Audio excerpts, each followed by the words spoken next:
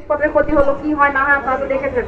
তো আপনারা শান্তিপূর্ণভাবে মিছিল করেন, আর আইন শৃঙ্খলা বাহিনী আছে। আপনাদের আর কি কোনো কিছু বলার আছে?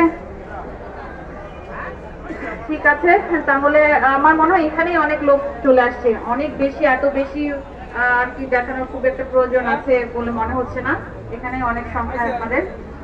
ঠিক আছে, আপনারা তাহলে সেভাবে শেষ করেন। আপনাদের কি সারাদিনের প্রোগ্রাম?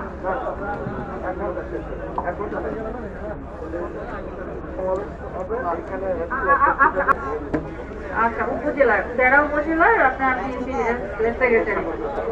আচ্ছা, আপনি আচ্ছা আচ্ছা, মানে সাংগঠনিক সাধারণ সম্পাদক বলেছে যে কথাটা আমার নেতা জনাব তারেক রহমান আপনাদের বলে দিয়েছেন, সেই মেসেজটাই আজকে আমরা নতুন করে পেয়েছি। আমরা একটা প্রতিবাদ সমাবেশে উপস্থিত হয়েছি।